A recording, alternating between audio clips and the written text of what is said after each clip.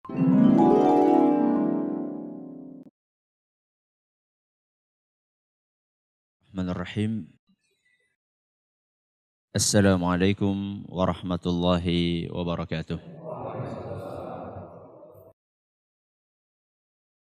Alhamdulillahi rabbil alamin.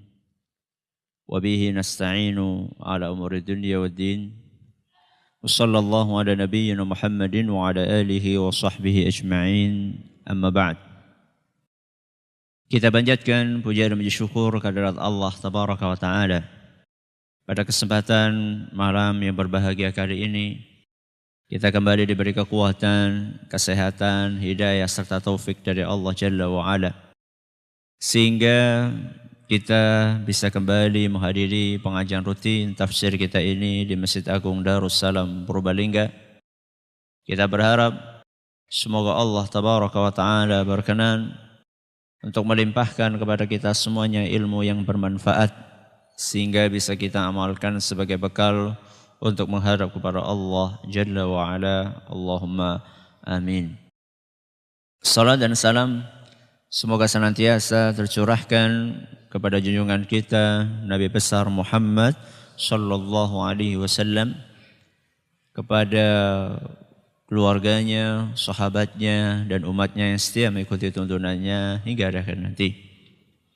Seperti biasanya, sebelum kita memasuki materi hari ini, kita akan membaca surat yang mulia, surat Ad-Duha, untuk mengulangi hafalan kita dan juga memperbaiki barangkali beberapa bacaan yang belum sesuai dengan kaidah tajwid. A'udzu billahi minasy syaithanir rajim.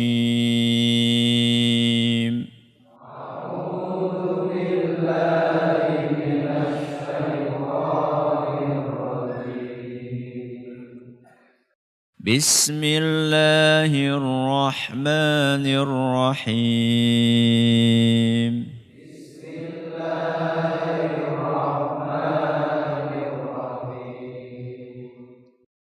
Wadduha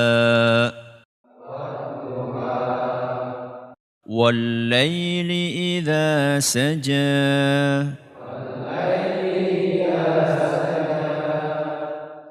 Ma wadda'aka rabbuka wa ma qala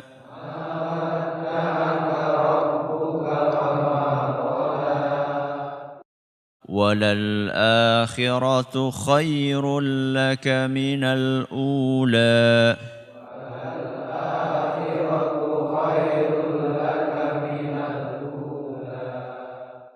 وَلَسَوْفَ يُعْطِيكَ رَبُّكَ فَتَرْضَى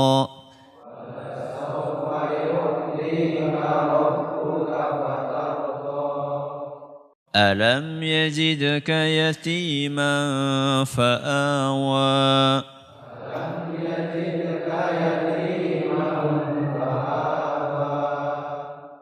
وَوَجَدَكَ ضَالًّا فَهَدَى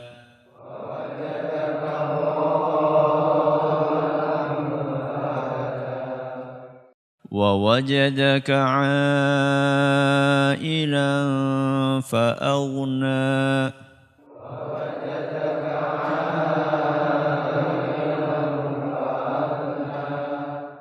فَأَمَّا الْيَتِيمَ فَلَا تَقْهَرْ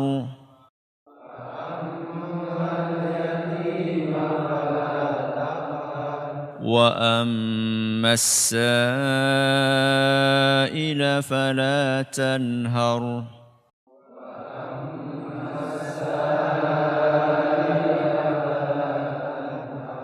وَأَمَّا بِنِعْمَةِ رَبِّكَ فَحَدِّثْ.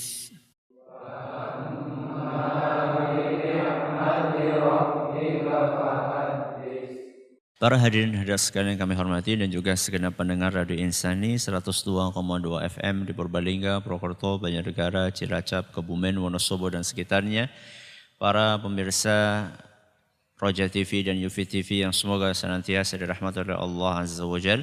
pendengar Radio Bas FM Solo 3 dan sekitarnya, Radio Roja di Jakarta, Bandung, Lampung, Berau, dimanapun Anda berada, radio kita di Cirebon dan sekitarnya, Radio Al-Hikmah, Banyuwangi dan sekitarnya. Semoga semuanya senantiasa mendapatkan curahan berkah dan rahmat dari Allah Azza wa Jalla. Pada malam hari ini, insya Allah kita akan mengakhiri pembahasan tentang surat yang mulia ini, yaitu surat Ad-Duha. Sehingga di malam hari ini kita akan membahas ayat yang terakhir, yaitu ayat yang keberapa? Ayat yang ke-11. Yang bunyinya, wa amma bi ni'mati rabbika fahaddits. Artinya, dan hendaklah terhadap nikmat Rabbmu engkau nyatakan nikmat tersebut. Hendaklah engkau nyatakan nikmat dari Allah Subhanahu wa ta'ala. Ini ayat berisikan perintah yang aslinya tertuju kepada siapa? Rasulullah sallallahu alaihi wasallam. Wahai Muhammad, kalau engkau mendapatkan nikmat dari Allah, maka nyatakanlah nikmat tersebut. Timbul pertanyaan, nikmat yang mana yang disuruh untuk dinyatakan? Terus cara menyatakannya gimana? Dua pertanyaan inti di dalam tafsir ayat ini. Nikmat yang mana yang dimaksud? Disuruh untuk dinyatakan. Kemudian cara untuk menyatakan nikmat tadi seperti apa? Para ulama tafsir menyebutkan sekurang-kurangnya ada 3 penafsiran. Mengenai maksud dari nikmat itu apa dan cara menyatakannya bagaimana. Penafsiran yang pertama disebutkan bahwa yang dimaksud dengan nikmat tadi adalah nikmat kenabian. Apa maksudnya nikmat kenabian? Maksudnya Nabi kita Muhammad diangkat menjadi Nabi. Itu maksudnya, diangkat menjadi Rasul. Itu nikmat atau bukan? Nikmat. Ya. Diutusnya Rasulullah SAW di muka bumi ini adalah sebuah nikmat yang luar biasa. Makanya Anas ibnu Malik, salah seorang sahabat Nabi SAW radhiyallahu anhu, sebagaimana dituturkan dalam sebuah riwayat yang disebutkan oleh Imam Ahmad dan juga oleh Imam At-Tirmidzi, dan riwayat ini dinyatakan hasan oleh Imam Al-Baihaqi. Anas ibnu Malik bercerita, "Lamma kana al-yawmul ladzi dakhala fihi Rasulullah sallallahu alaihi wasallam al-Madinah." Di hari Rasulullah SAW masuk ke kota Madinah. Berarti ketika beliau hijrah. Dari mana? Dari Mekah ke Madinah. Anas ibnu Malik radhiyallahu anhu lagi cerita bagaimana suasana Madinah ketika Rasul SAW masuk ke kota tersebut. Kata beliau, ketika Rasulullah SAW masuk ke kota Madinah, adha'a minha kulla syai'. Kedatangan Nabi SAW itu membuat Madinah semuanya terang benderang. Efek dari kedatangannya siapa? Rasul SAW. Jadi terang semuanya. Seluruh jalan-jalan di kota Madinah terang, benderang.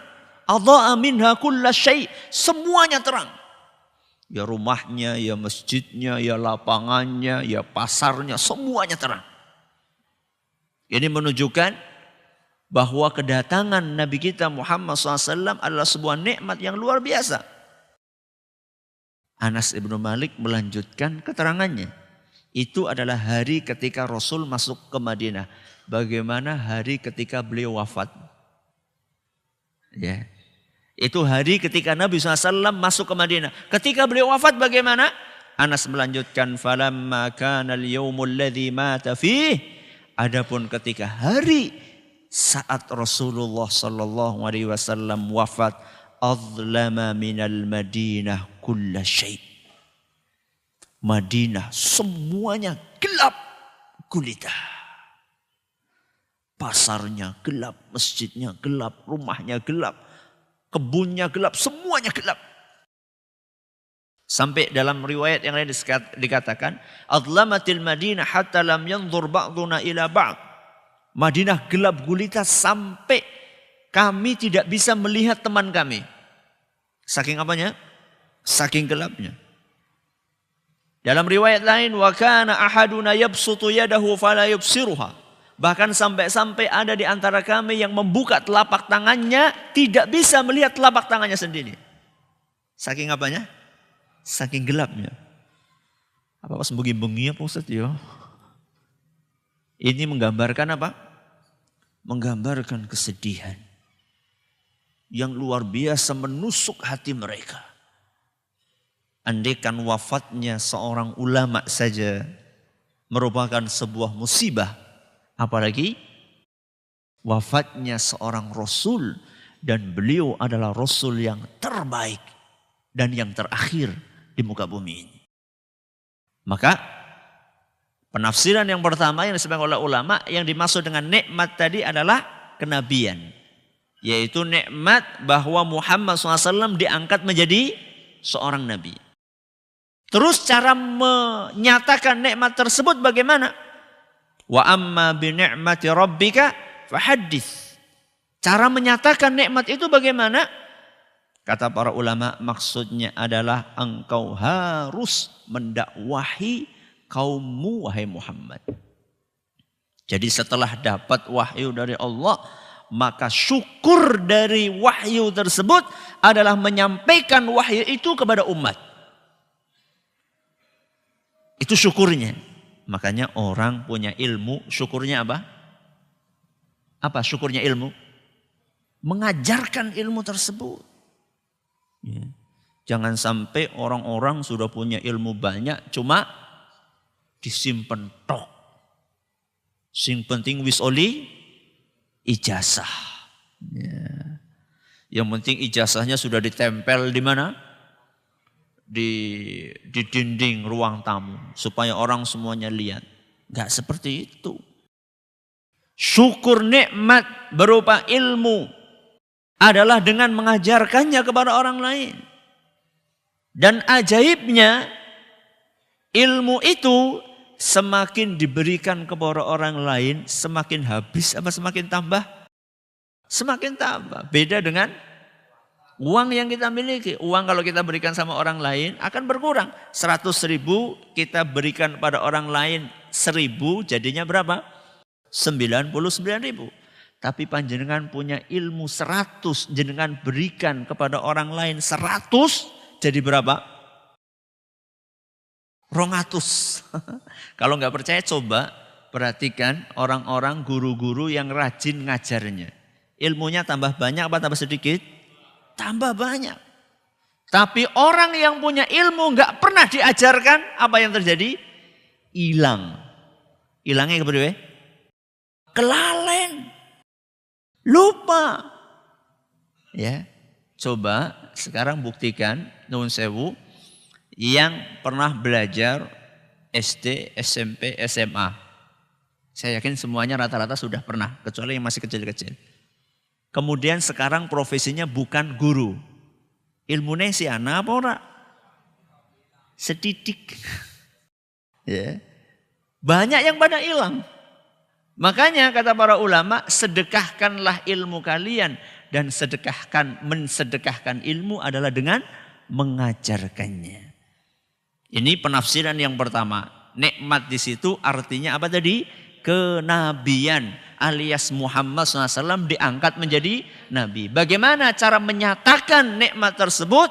Adalah dengan menyampaikan wahyu yang Allah berikan kepada beliau, kepada umatnya. Mendakwahkan wahyu tersebut kepada umatnya. Ini penafsiran yang pertama. Penafsiran yang kedua, maksud dari nikmat di situ adalah Al-Quran. Apa? Al-Quran.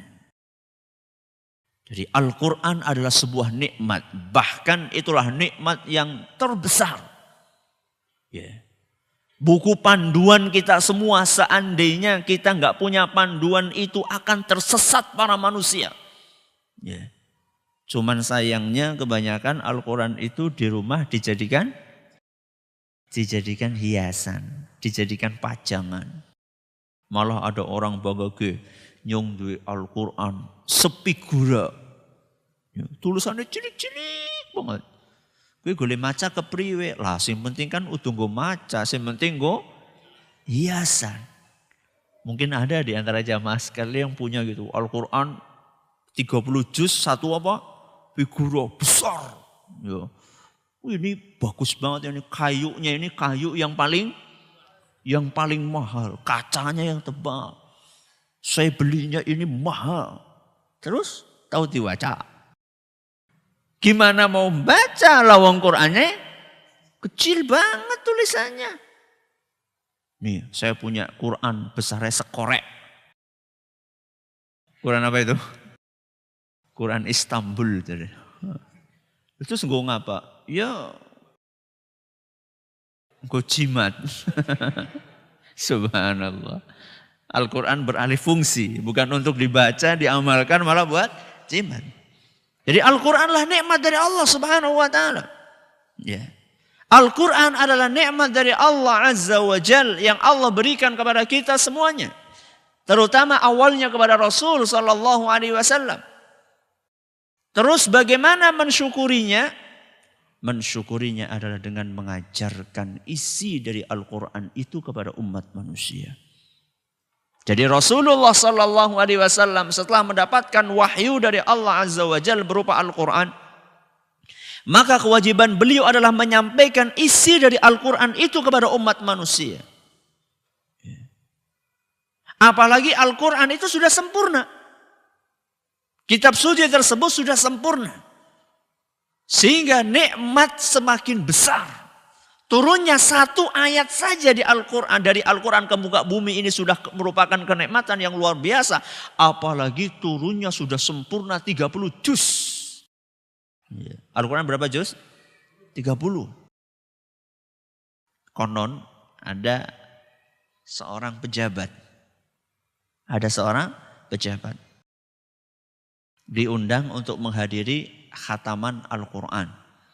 Artinya ada anak-anak sudah pada khatam 30 juz. Dengan PD-nya setelah meresmikan acara tersebut didekati salah satu dari anak-anak tadi. Masya Allah sudah berapa juz bacanya? Sudah 30 juz Pak. Masya Allah, Masya Allah. Kurang berapa juz lagi? Oh, enggaknya orang ngerti Quran pirang juz. Ini kebangetan ini namanya. Loh kalau nggak tahu Quran saja berapa juz, kapan bacanya kalau kayak gitu? Konon, nggak tahu ini benar apa tidak. Mudah-mudahan nggak benar. Mudah-mudahan nggak benar. Sampai jumlah Quran aja nggak tahu. Ya. Apalagi bacanya. Apa saking seringnya baca sampai nggak memperhatikan juznya? Wallahu alam. Tapi kemungkinan yang pertama lebih besar. Jadi datangnya Al-Quran, turunnya Al-Quran adalah nikmat yang sangat besar.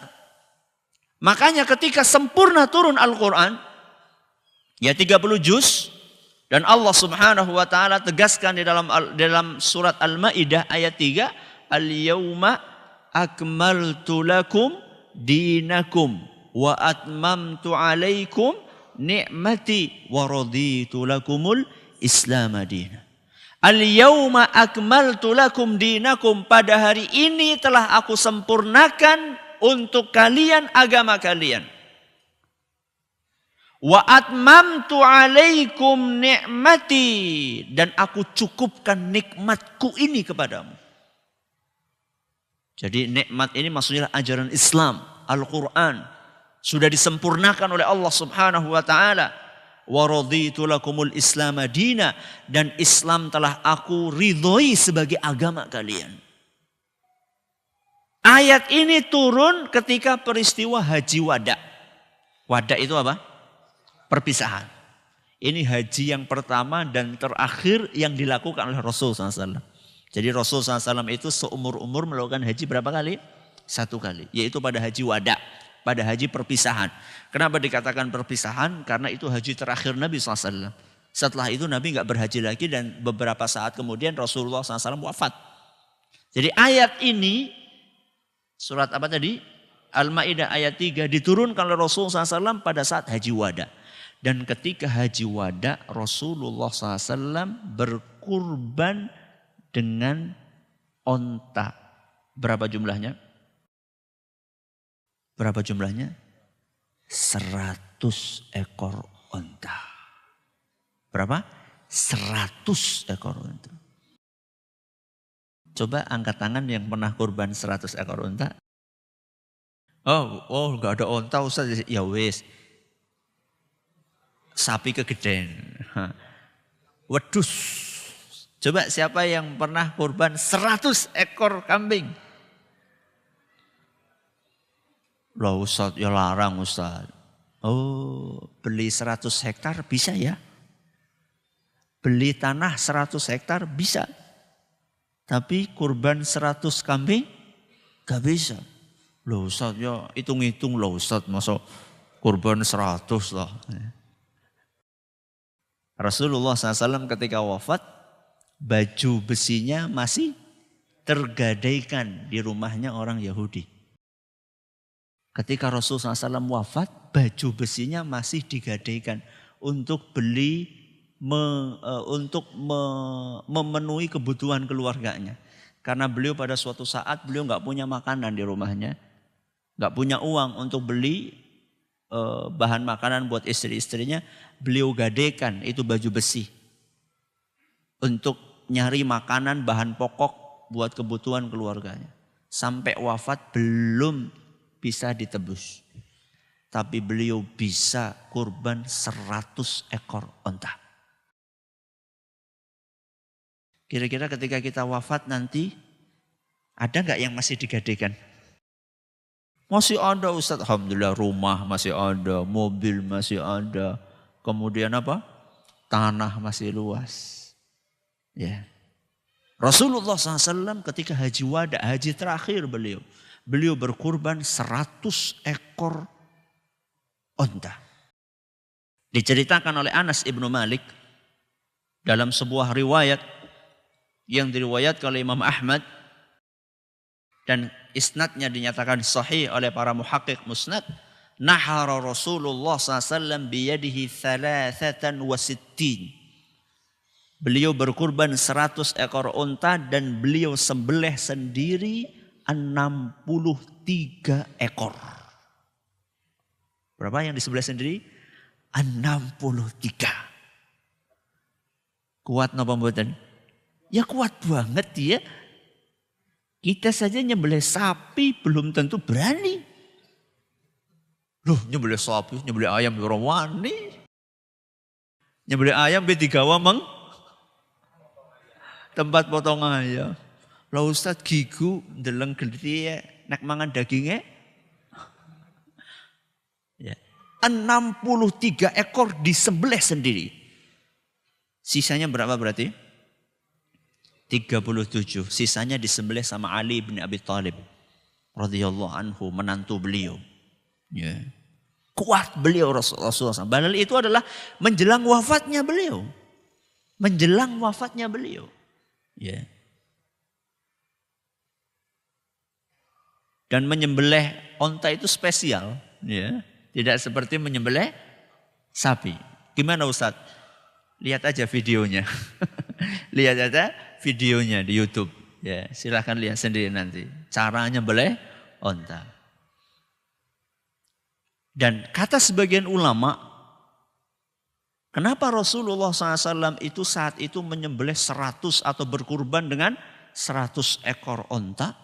Kata sebagian ulama, antaranya Syekh Atiyah Muhammad Salim, bisa jadi itu adalah sebagai wujud syukur Rasulullah SAW atas kesempurnaan Islam.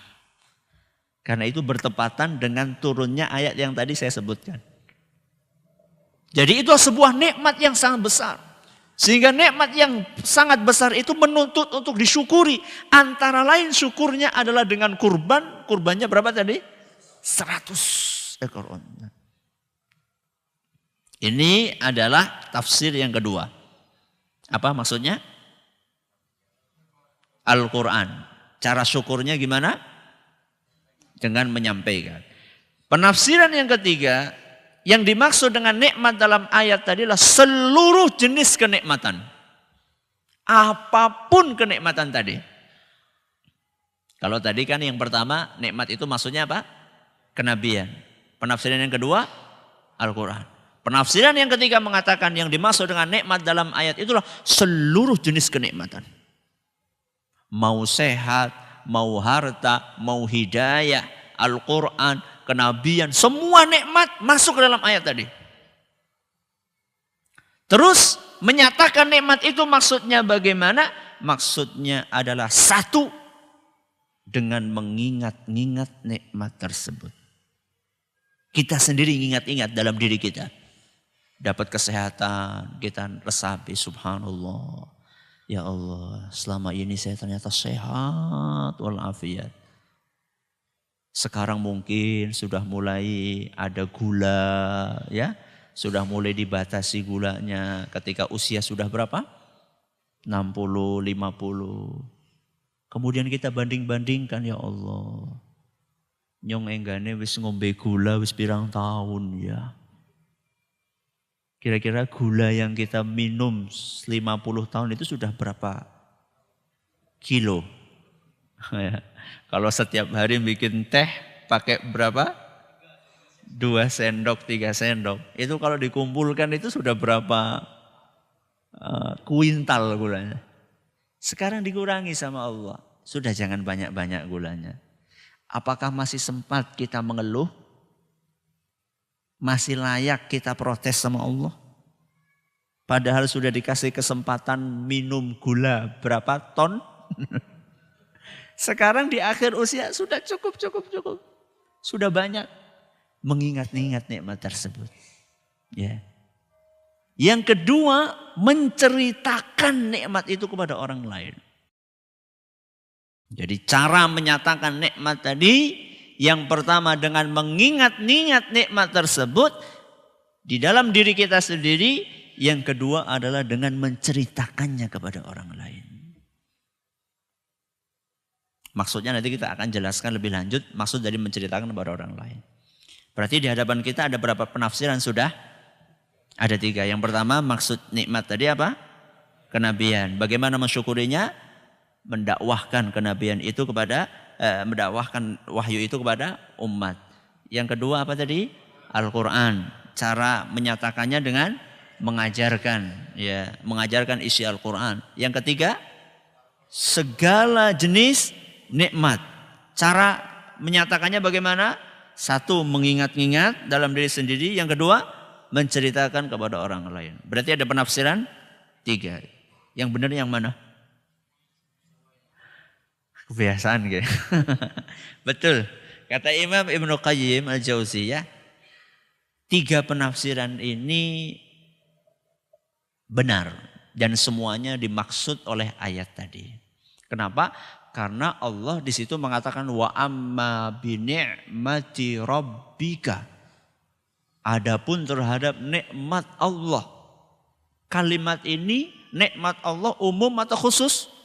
Umum sifatnya, mencakup semuanya. Makanya kata Imam Ibnu Qayyim Al-Jauziyah bahwa ayat ini sebenarnya mencakup ketiga-tiganya. Sehingga tidak ada masalah mau ditafsirkan Quran boleh, mau ditafsirkan kenabian boleh, mau ditafsirkan seluruh nikmat juga boleh. Sekarang kita akan sedikit mengupas tentang menceritakan nikmat kepada orang lain. Atau yang biasa diistilahkan dengan tahadduts bin ni'mah. Apakah ini memang betul-betul dianjurkan dalam agama kita? Betul. Adab yang satu ini, panjenengan dapat nikmat cerita sama orang lain. Itu adalah sesuatu yang diajarkan di dalam agama kita.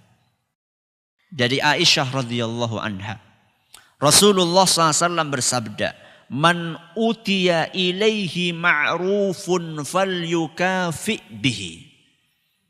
Barang siapa dikasih sesuatu sama orang lain, balaslah kebaikan tersebut. Panjenengan dikirimi, jangan tempe oleh tetangga jenengan, maka adabnya adalah mengirim balik yang kira-kira selevel. Apa? Tahu. Ya. Nek tempe maning kok balik gondok. Ya. Tempe, tahu. Minimal selevel. Syukur-syukur lebih. Syukur-syukur lebih. Dikirimi tempe, jenengan kirimi gule. Sip itu. Aja ngasih kur balekaken rantange be kotor. Gue kebangetan gue. Wis kur balekaken rantang kotor maning ora dikumbah. Ya. Barang siapa yang dikasih sesuatu sama orang lain maka balaslah. Kemudian kata Nabi SAW, wa man lam yastati', barang siapa yang tidak bisa untuk melakukan itu, pas dikirimi, pas di rumah nggak ada apa-apa. Bagaimana cara membalasnya? Falyadhkurhu, hendaklah dia ceritakan itu kepada orang lain. Masya Allah Bu Ano kemarin ngirimi lo, Masya Allah enak banget jangannya. Ya. Falyadhkurhu, hendaklah dia cerita. Loh Ustaz kok jadi riak? Loh yang cerita bukan yang ngasih, yang cerita yang dikasih. Ya. Kalau itu sudah di luar sudah di luar wewenangnya yang ngasih. Ini yang cerita-cerita yang dikasih, bukan yang ngasih. Ya. Faman dzakarahu faqad syakarah. Barang siapa yang cerita-cerita suatu nikmat, maka sungguh dia telah mensyukuri nikmat tersebut. Itu kalau nggak bisa apa? Balas. Hadis riwayat Ahmad dan dinyatakan hasan oleh Syekh Al-Albani. Dalil yang kedua yang menunjukkan bahwasannya menceritakan nikmat adalah aturan agama, ajaran agama Islam. Nabi SAW kata Nu'man ibnu Bashir, pada suatu hari beliau bersabda di atas mimbarnya, man lam yashkuril qalila lam yashkuril kathir. Barang siapa yang tidak bisa mensyukuri nikmat yang sedikit, tidak akan mensyukuri nikmat yang banyak. Ingat ini sabda Nabi. Barang siapa mendapatkan nikmat sedikit, dia tidak syukur. Kalau dapat nikmat banyak, tidak mungkin bisa syukur. Makanya ya, kalau jenengan dikirimi sama orang, duku. Ini lagi musimnya apa? Duku. Jenengan punya duku di rumah. Loh John, duku dikirimi, duku. Aja mikir dikirimi, apa sing dure duku? Duren, aja mikir. Jenengan dikirimi sedikit gak syukur. Orang bakal dikirim akeh. Berarti gimana Ustaz? Sedikit apapun syukuri. Karena orang yang terbiasa syukur dengan nikmat yang sedikit, maka dia akan bisa bersyukur nikmat yang banyak. Anak kalengan ya, anak kalengan di masjid Jumatan. Dibuka, ya 10.000 tok. Syukur, alhamdulillah. Pira Pak? 10.000. Minggu ngarep 300.000. Ya, syukuri yang sedikit, maka kita akan bisa mensyukuri yang banyak. Ini pesan dari Nabi SAW. Kemudian kata beliau, waman lam yashkurin nasa lam yashkurillah. Barang siapa yang tidak terbiasa untuk berterima kasih kepada manusia, maka dia tidak akan bisa bersyukur kepada Allah. Biasakan. Ketika dibaiki sama orang lain, ucapkan terima kasih. Jazakallahu khairan. Matur nuwun. Hargai pemberian dari orang. Kalau kita terbiasa seperti itu, maka kita akan ringan untuk bersyukur kepada Allah. Kemudian kelanjutannya. At-tahaddutsu bi ni'matillahi syukrun. Menceritakan nikmat Allah itu adalah syukur kepadanya. Makanya ada istilah tahadduts bin nikmah, menceritakan nikmat itu syukur. Kemudian kata Allah, kata Nabi SAW, watarkuha kufrun. Dan barang siapa yang tidak menceritakan nikmat Allah, sungguh dia telah kufur terhadap nikmat tersebut. Alias ngumpet-ngumpetakan nikmat. Dan ini kebiasaan jelek. Hadis riwayat Ahmad nyatakan hasan isnadnya oleh Syekh Al-Albani. Nek oli arisan, cep menang. Malah nganti pesen kepada siapa? Para anak-anaknya. Aja ngasih anak sing krungu nek dhewek oli arisan. Mbok diutangi. Ini kata Nabi SAW kufrun alias ingkar nikmat. Terus kepriye Ustaz? Masa diumumkan nang masjid? Nanti kita akan jelaskan. Ya, kepada siapa kita ceritakan? Kepada siapa kita ceritakan? Masa enggak nih dikirimi wong terus umum nang masjid, ke nyong nembe umuman jamaah sekalian. Saya ini baru dapat nikmat, ya. Apa dikirimi jangan tempe. Apakah itu maksudnya? Semua orang, kata Al-Hasan Ibnu Ali radhiyallahu anhuma, maksud dari menceritakan itu kata beliau, idza asabta khairan, kalau engkau mendapatkan nikmat, au amilta khairan, atau melakukan kebaikan, fahadits bihi thiqata min ikhwanika, maka ceritakanlah kepada orang-orang yang kamu percaya dari saudara-saudaramu. Maksudnya saudara sesama muslim. Ceritakan kepada orang-orang yang kamu percaya. Jadi tidak sembarang orang. Kenapa? Kalau sembarang orang bisa jadi malah iri, dengki, hasad. Gue malah cerita memaling, malah dicolong gue. Ya. Ceritakan kepada orang-orang yang kita percaya. Ya. Apa tujuannya nanti kita akan jelaskan. Nanti kita akan jelaskan apa tujuannya. Termasuk juga bentuk dari tahadduts bin ni'mah, menceritakan nikmat itulah memperlihatkan nikmat itu. Dapat nikmat diperlihatkan sama orang lain. Maksudnya apa nanti kita akan jelaskan. An Abil Ahwas Auf ibnu Malik ibnu Nadlah. An abihi. Dari seorang sahabat namanya Malik ibnu Nadlah. Beliau bercerita. Ataitu Rasulullah sallallahu alaihi wasallam wa ana kashiful hay'ah. Pada suatu hari aku datang kepada Rasul SAW dalam keadaan penampilanku lusuh. Penampilanku lusuh. Aku kelambin dia pating apa? Pelitut. Ya. Kelihatan kotor gitu ya. Faqala, maka Nabi SAW pun ketika melihat penampilanku, beliau bertanya, hal laka min mal? Kamu punya harta enggak sih? Kamu punya harta enggak? Kata aku, na'am, ya aku punya wahai Rasul. Min ayyi malin, apa saja harta kamu? Kata dia, min kullin qad atanillahu. Semuanya Allah sudah kasih kepadaku. Segala jenis harta Allah berikan kepadaku. Minal ibili war raqiqi wal ghanam. Aku punya onta, aku punya budak, aku punya kambing. Banyak nikmat yang Allah berikan kepadaku. Kata Nabi SAW, idza atakallahu malan falyura alaik. Seandainya Allah berikan harta kepadamu, hendaklah kelihatan apanya ya? Kelihatan efeknya. Kelihatan bekasnya dalam dirimu. Hadis riwayat Ibnu Hibban dan dinyatakan sahih isnadnya oleh Al-Hakim.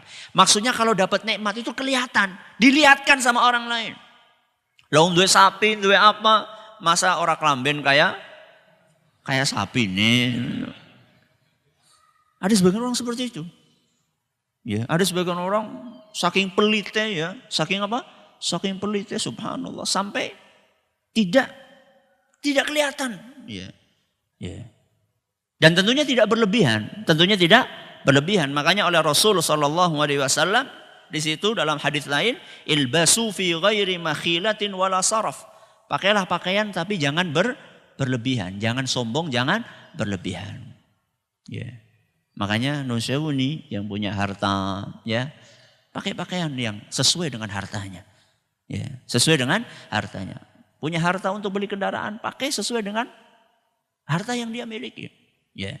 Dalam rangka untuk apa tadi? Untuk syukur nikmat. Ya, bukan untuk sombong. Bukan untuk sombong. Ya. Terus tujuannya apa? Ya, tujuannya apa? Tadi sudah saya sampaikan. Tujuannya satu adalah untuk syukur kepada Allah. Untuk syukur kepada Allah. Makanya diceritakan ada salah seorang sahabat suatu hari dia keluar dari rumahnya pakai baju yang bagus sekali. Nah, orang-orang pada kagum, ya.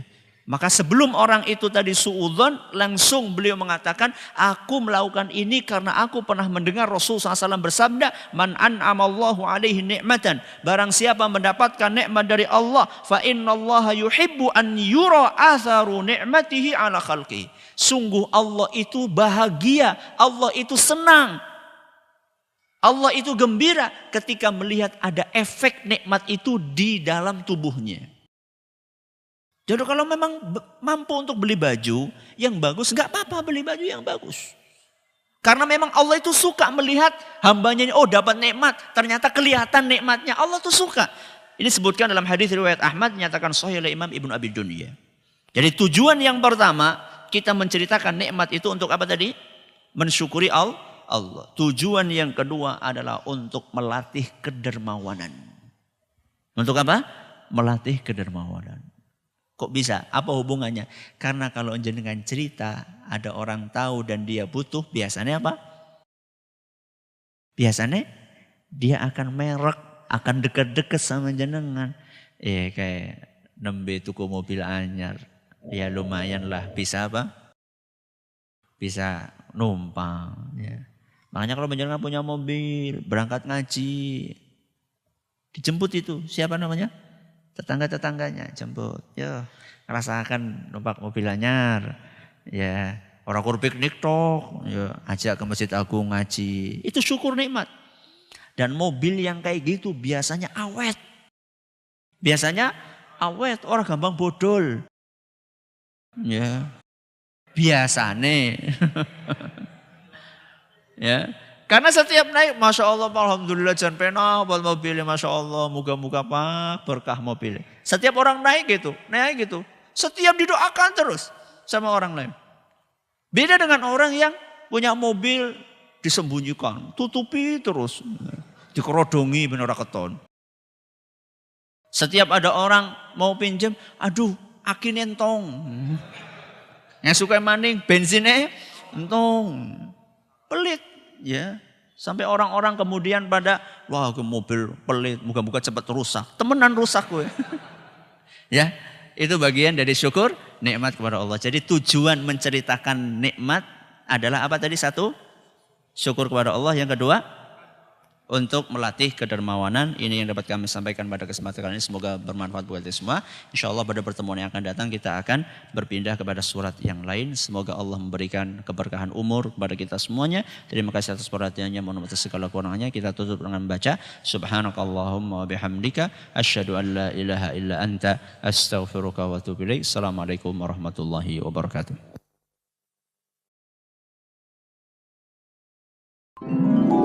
Jangan lupa untuk subscribe dan share bila kajian ini dirasa bermanfaat.